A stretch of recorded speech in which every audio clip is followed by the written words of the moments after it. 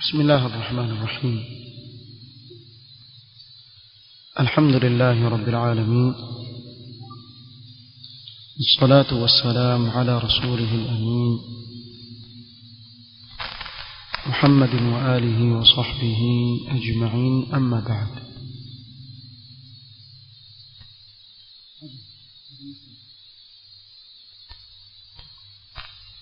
leo ikiwa ni tarehe 3 mwezi wa Shawwal mwaka wa 1441 katika silsila ya ad-durus al-manhajiyya tunaendelea kusoma usulu ad-da'wah as-salafiyya للشيخ الدكتور عبد السلام بن برجس رحمه الله تعالى. katika vikao kadhaa vilivyopita tumesimamia katika kuzungumzia al-aslu ar-rabi, msingi wa 4 katika orodha ya misingi ya da'wa salafia aliyotaja Sheikh Abdul Salam rahimahullah: الاهتمام بعقيدة السلف علما وعملا وتعليما. كون اهتمام بعقيدة يا سلف الصالح، kujifunza kwa kusoma vitabu walivyoandika salafu salih katika suala la aqida na kutendea kazi na kufundishana itikadi hii sahihi salafu salih. Tukazungumzia jambo la aqida na tauhid na umuhimu wake mkubwa katika dini yetu na namna Mtume sallallahu alaihi wasallam alivyolipa kipaumbele jambo hili katika da'wa, na kuwa mitume wote hii ndio ilikuwa da'wa yao. Na mengi katika hayo tuliyozungumzia huko nyuma kwa sababu ya umuhimu wa huu msingi. Tutajaribu leo biidhnillah ta'ala, Allah akitufanyia wepesi na kutupa tawfik, kumalizia kile kilichobakia katika msingi huu. قال الشيخ عبد السلام رحمه الله تعالى: وللتوحيد فضائل كثيرة لا تخفى على طالب العلم. توحيد إن فضل nyingi sana. Fadhila hizi hazifichiki kwa mwanafunzi wa ilmu ya kisheria, ni jambo ambalo lafahamika kwa wanafunzi wa ilmu ya kisheria, na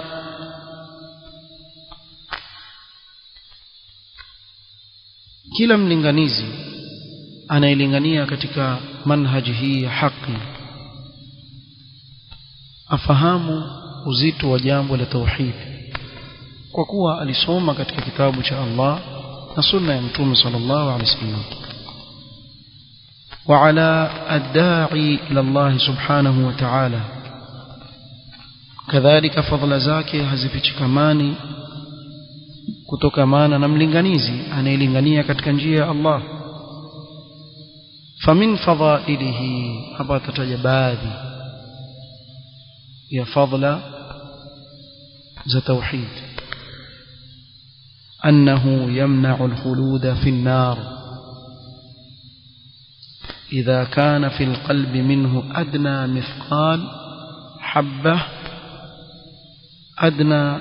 مثقال حبة خردل. توحيد yenye kumzuia muislamu mwanadamu kutokamana na kukaa milele motoni, ikiwa ndani ya moyo wake kuna tembe ndogo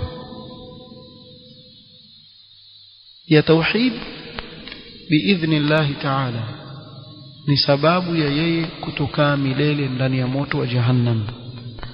Bimaana aweza kuwa ni mtu wa madhambi ambao ni chini ya kufuru na shirki. Huyu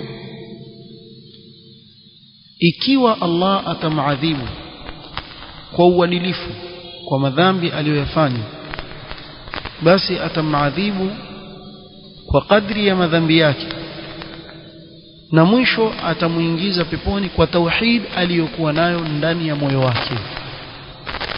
Allah subhanahu wa ta'ala huwasamehe watu wa tauhid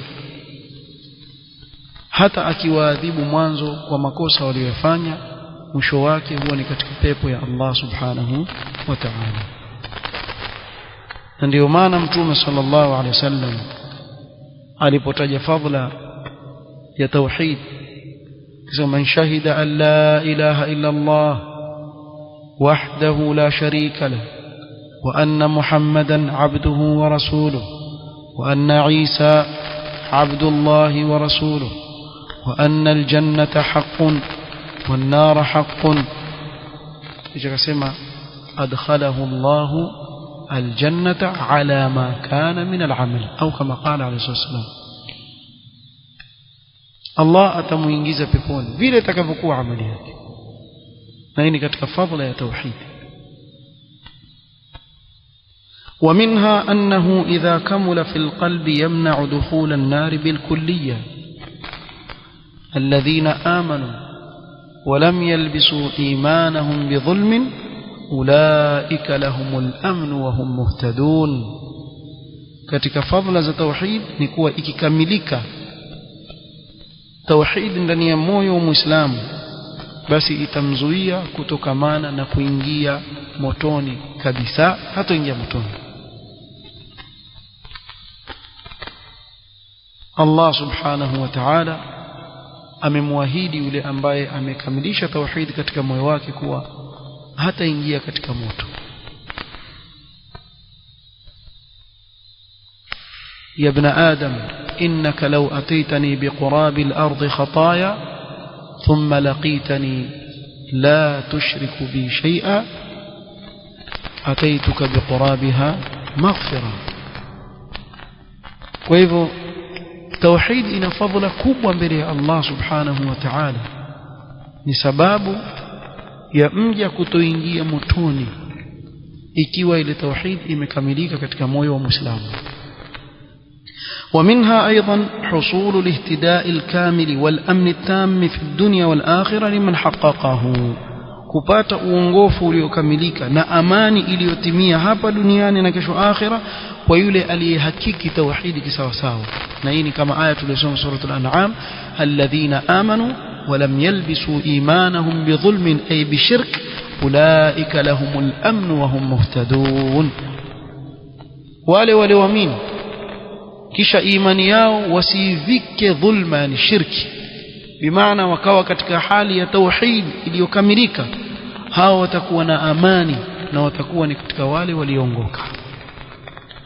ومنها أن أسعد الناس بشفاعة المصطفى صلى الله عليه وسلم من قال لا إله إلا الله خالصا من قلبه.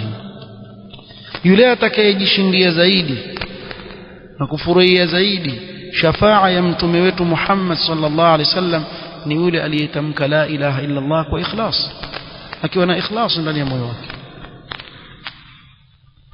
kwa hivyo watu wa tauhid wana neema na fadhila ya kupata shafaa ya mtume sallallahu alaihi wasallam. ومنها أن الأعمال والأقوال الظاهرة والباطنة متوقفة في قبولها وكمالها وفي ترتيب الثواب عليها على التوحيد. كلما قوي كملت هذه الأمور. أعمال anazozifanya mja na matamshi anayoyatamka mja ya dhahir na yale yaliyoko ndani ya moyo, yote haya ili kukubaliwe hizi amal anazozifanya na ili zikamiliki amali kama hizi na ili apate malipo na thawabu ni wajibu kuwe na tauhid. Kila ikiwa na nguvu tauhidi ya mja, na haya mambo yatakuwa na nguvu zaidi, yani bimaana malipo yake yatakuwa makubwa zaidi na ukamilifu wa amali yake itakuwa ni kubwa zaidi, wa hakadha. ومنها أنه يحذر العبد من رق المخلوقين والتعلق بهم وخوفهم ورجائهم والعمل لأجلهم، وهذا هو العز الحقيقي والشرف العالي. na miongoni mwa faida na fadhila kubwa za tauhid ni kuwa tauhid humwachilia mja huru kutokamana na utumwa kwa viumbe, na mtu moyo wake kufungamana na asiyekuwa Allah. Tauhid ya kuachilia huru na mambo kama haya. Kadhalika tauhid ya kuweka huru kutokamana na kuwaogopa viumbe na kuwatarajia viumbe na kufanya amal kwa ajili yao, na hii ndiyo izza ya kikweli na utukufu wa hali ya juu kabisa anaupata Muislamu. Wallahi, lau kama tauhid itakita mizizi vizuri katika moyo wako, hutikiswi na chochote katika mambo ya kidunia. Rabbi, hakuna chochote katika mambo ya kidunia atakutishia. Na nyinyi muona hili suala la baadhi ya watu kuwa madhaifu kwa viumbe, mpaka baadhi ya maduatu kama mtu azungumza kwa sababu ya kumridhisha fulani na kumridhisha Allan na Zaid na Amr. Yote haya yatokamana na upungufu wa tauhid katika nyoyo zetu. Ikiwa tauhid na upungufu, basi pale utamuona mtu ateleza mpaka katika ulinganizi wake. Lakini tauhid ikiwa na nguvu katika moyo wako, uogope nini pasi na Allah subhanahu wa ta'ala, wakati wajua kuwa viumbe vyote hivi anayevipeleka ni Allah subhanahu wa ta'ala. Ikiwa mtu anampa uwezo aliyempa ni Allah, na yeye ndiye anayeweza kumzuia.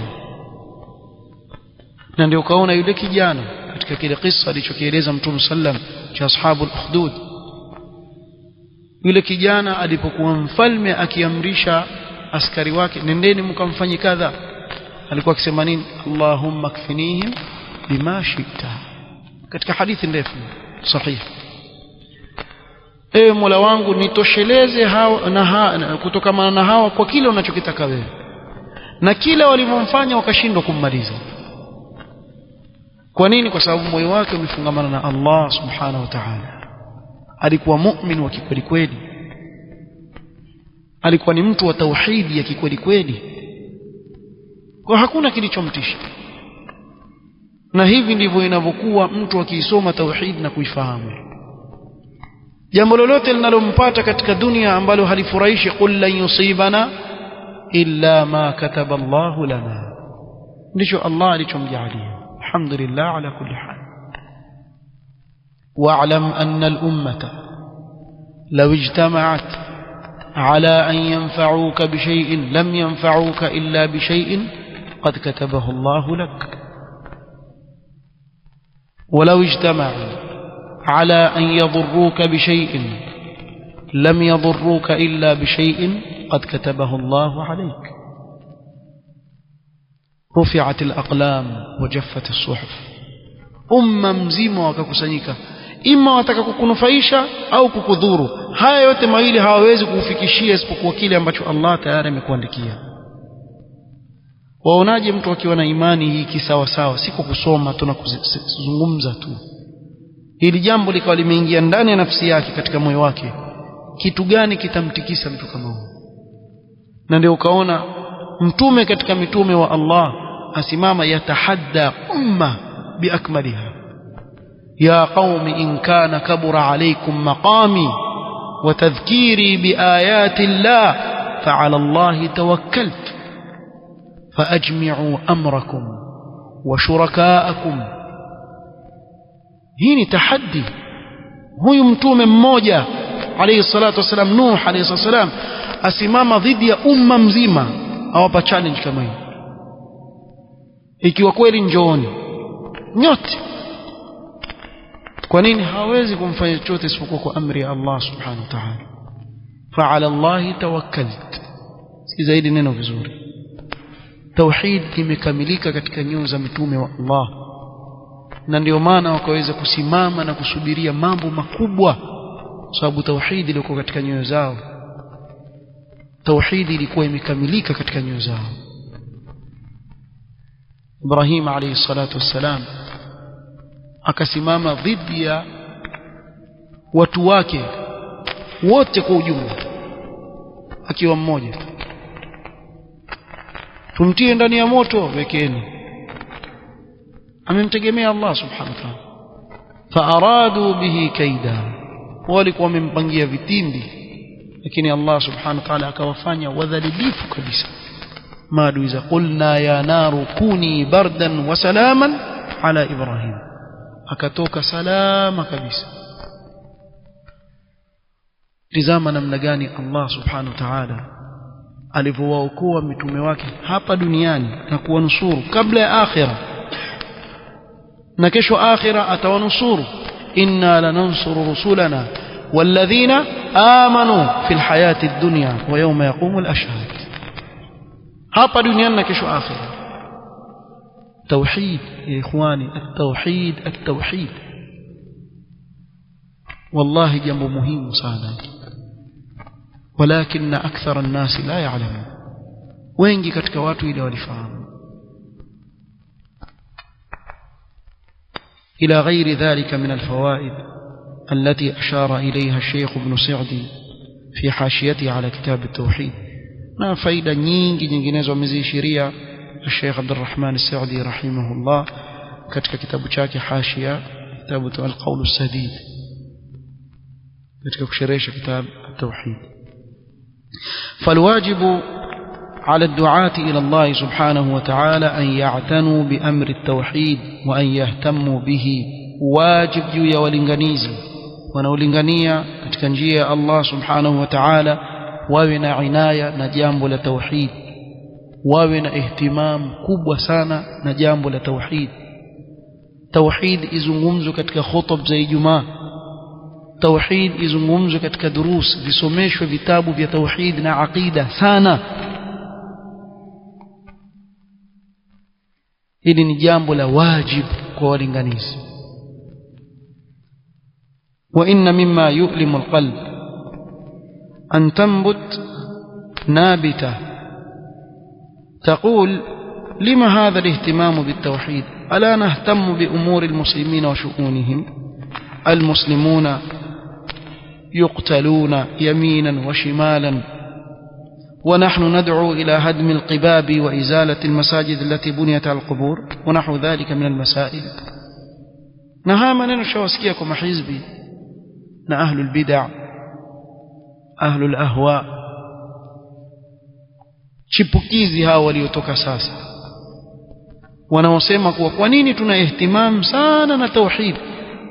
Je, hatuna ihtimam na mambo ya Waislamu? Waislamu wauawa kulia kushoto, na sisi tulingania watu katika kuvunja makaburi yaliyojengwa na kuondoa misikiti ambayo imejengwa juu ya makaburi na mfano mambo kama haya ndio tumeshughulishwa nayo. Sheikh Al-Fawzan hili jambo amelizungumza vizuri sana katika mojawapo wa vitabu alivyoandika kiri at-tauhid fi al-Qur'an al-Karim. Jina kama hili ameleta swali kama hili, kwa nini tunajishughulisha na tauhid na watu leo wauawa, wengine wafanya kadha, wengine wafanya kadha, mbona nyinyi mna ihtimam na tauhid? Akataja kuwa sababu ya watu kufikia hali waliofikia ni hiyo, kuacha hii tauhid. Sasa wewe mtu akwambia mimi naumwa na viungo, ikifika jioni nasikia baridi baridi kadha, yani alama za maradhi ya malaria, kisha umwambia unaona hivyo viungo hivyo dawa yake ni paracetamol, kuna panadol hiyo itaondoa maumivu ya viungo, na hiyo baridi jifunike na blanketi. Shekhe, tembe 3 tu zile za malaria akila itaondoa kila kitu. Mfano ama ile dozi ile kufuatilia.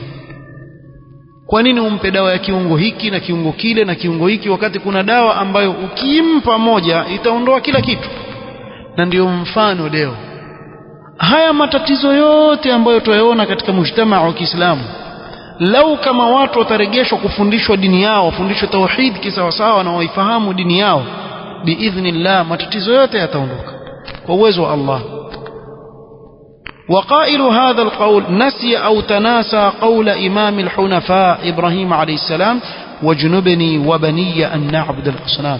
msemaji wa maneno haya amesahau ama amejisahaulisha maneno ya al-Khalil Imam al-Hunafa Ibrahim alayhi salatu wassalam aliposema, niepushe mimi na watoto wangu kutokamana na kuabudu masanamu. fa idha kana al-Khalil Imam al-Hunafa alladhi ja'alahu Allah ummatan wahdahu, ikiwa huyu kipenzi cha Allah, imamu wa watu wa tauhid, ambaye Allah amemjaalia kuwa yeye peke yake mmoja ni umma. Inna Ibrahima kana umma, ni umma na yuko peke yake. وقال الله عز وجل عنه وإبراهيم الذي وفى, hakuna kila alichoamrishwa isipokuwa likitekeleza kikamilifu alayhi الصلاة والسلام. وأمر نبيه صلى الله عليه وسلم أن يتبعه في حنيفيته ثم أوحينا إليك أن اتبع ملة إبراهيم حنيفا. يرحمكم الله. أن اتبع ملة إبراهيم حنيفا. kwa hivyo Mtume Muhammad sallallahu alayhi wasallam akaamrishwa kufuata hanifia ya Ibrahim alayhi salam, nao ni kuacha dini zote za batil na kufuata njia ya haki na njia iliyonyooka. وامتحنه الله سبحانه وتعالى بذبح ابنه فامتثل ولبى أمر الله عز وجل.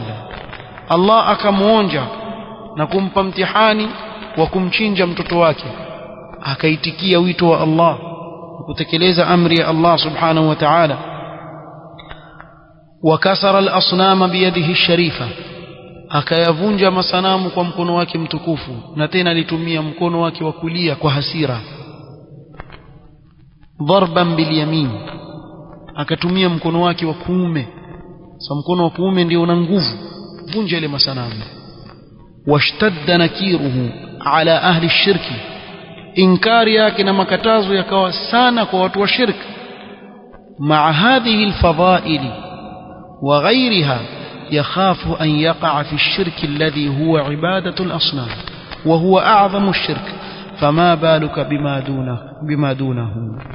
Pamoja na fadhila zote hizo tulizozitaja na nyingi ambazo tukuzitaja hapa, Ibrahim ajiogopea nafsi yake asije akaangukia katika shirki, nao ni kuabudu masanamu. Shirki ya kuabudu masanamu ni shirki kubwa ambayo iko wazi sana, iko wazi sana. Yani bimaana hata yule anayeabudu kaburi leo, anayeomba maiti, ukimwambia uonaje ukamwombe yule sanamu, atakwambia kumwomba sanamu nini ni shirki, wakati yeye afanya kitu hicho hicho. Ni same thing, hakuna tofauti hapa, sio? Kuna tofauti baina ya vitu viwili? Hakuna. Anayemwomba maiti kwenye kaburi na anayemwomba sanamu, tofauti nini? Tofauti ni kuwa lile ni kaburi na hili ni sanamu. Na ndio maana Mtume sallallahu alayhi wasallam, Allahumma la taj'al qabri wathanan yu'bad, bimaana yawezekana kaburi kufanywa nini kama sanamu lenye kuabudiwa.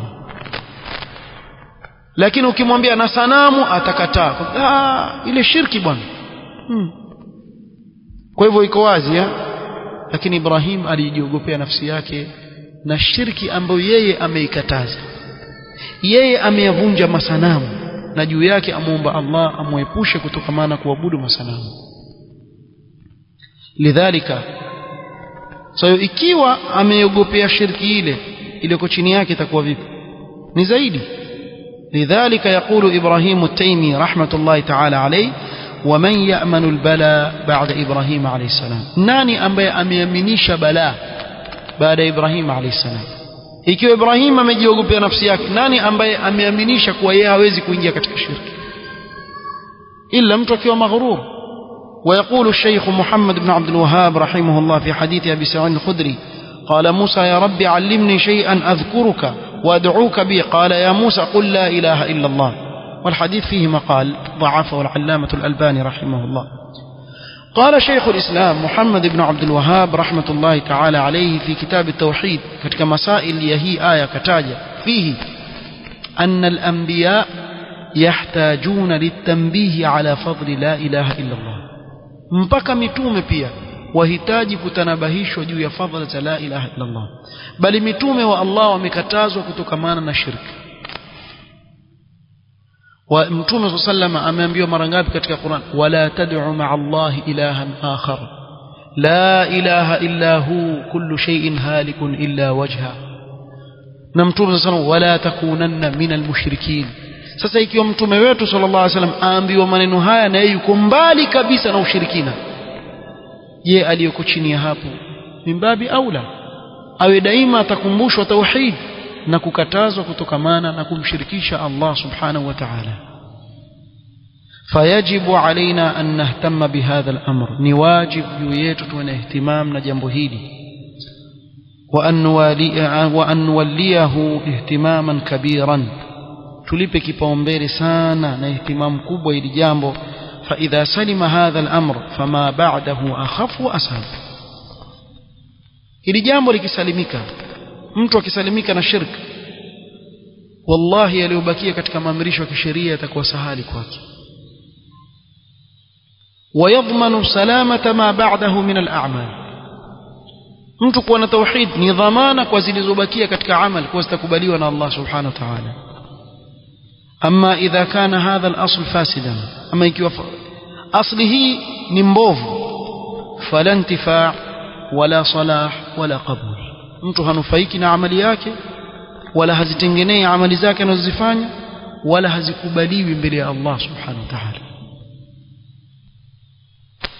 na kumalizia na wakumbusha kuwa huu msingi ni katika misingi ya sahali kwa mtu wa sunna kumfahamu mlinganizi ambaye si katika walinganizi wa sunna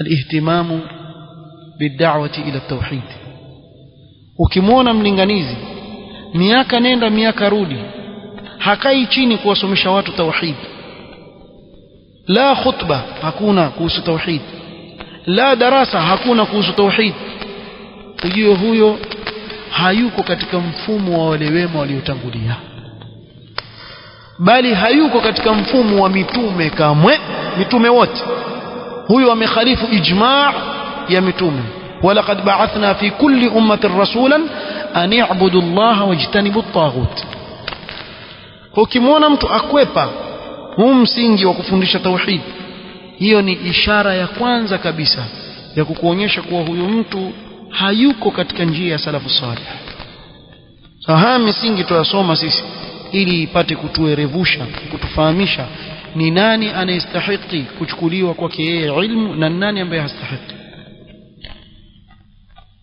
wakati mwingine mtu uliza sasa yule fulani yule ni mlinganizi wa sunna yule swali la kwanza katika maswali tutakayojiulize alingania katika tauhid kisawa sawa na nikisema kulingania tauhid si by the way kama unavyosema yeye si ile by the way ile katikati pale tauhid muhimu la kulingania katika tauhid bayanan wadhihan yuko wazi kuwa ni mlinganizi katika tauhid Mtume sallam alikuwa akilingania katika tauhid mpaka juu ya punda amwambia Ibn Abbas ya ghulam inni uallimuka kalimat ihfazillah يحفظك احفظ الله تجده تجاهك إذا سألت فاسأل الله وإذا استعنت فاستعن بالله Ibn Abbas hii hadithi ipokea akiwa nyuma ya Mtume sallama katika punda nipanda juu mpaka juu ya punda Mtume sallama alingania katika tauhid leo mtu yuko msikitini hata kitabu kimoja cha tauhid hajasomesha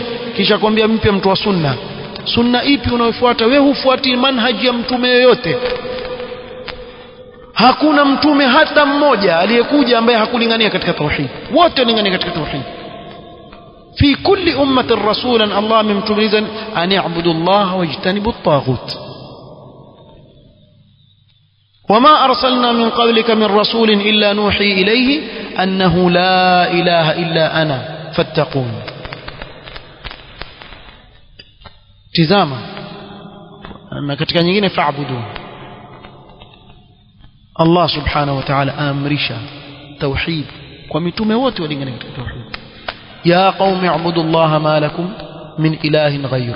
Jambo la kwanza kabisa mitume wasikilizisha masikizi ya umma wao, ya qaumi ibudullaha ma lakum min ilahin ghayru.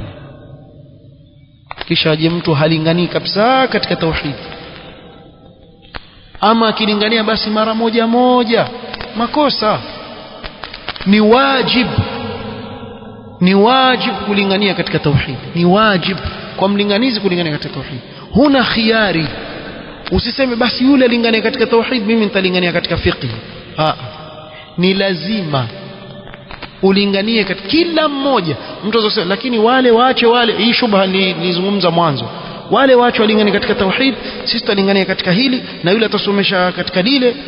Kama ni madrasa sawa, yule atasomesha nahwu, yule atasomesha tafsiri, yule atasomesha, lakini kulingania mpaka katika hutuba ya Jumaa wapanga sema yule atazungumza tauhid, mimi sizungumzi. La, hakuna mtume aliyetumilizwa wewe utalingania katika swala peke yake, na wewe utalingania katika zaka peke yake, na wewe utalingania katika haji peke yake, na wewe utalingania. La, ani'budu Allah wajtanibu at-taghut fi kulli umma. Mtume anayetumilizwa ani'budu Allah wajtanibu at-taghut, tauhid. Wallahu almusta'an. Ili jambo nafikiri tumelizungumza katika vikao vingi, tutarajia biidhnillah ta'ala yale maneno tuliyozungumza huko nyuma na adilla tulizozitaja zitakuwa zimetosheleza kujua umuhimu wa hili jambo, na kila munasaba ukiingiana biidhnillah tutakuwa tukumbushana insha Allah ta'ala. Kikao kitakachokuja tutaingia katika al-aslu al-khamis, al-ihtimam bis-sunnati an-nabawiyyah والحرص على العمل بها والدعوة إلى ذلك. hiyo tutakuja kuzungumzia insha Allah katika kikao kitakachokuja. Subhanakallahumma wa bihamdik, ashhadu an la ilaha illa anta astaghfiruka wa atubu ilaik. barakallahu fik. فلو قال قائل رافضي أو غيره أتزعمون يا أهل السنة أن الحق عندكم وحدكم؟ نقول نعم ولا خطابة. الحق الذي لا تشوبه شائبة الباطل، الحق الخالص الصافي من الكدر، عندنا عندنا عندنا وألف مرة عندنا، وإن رغمت أنوفكم وشمخت رؤوسكم حتى تلحقوا المريخ. سمعتم؟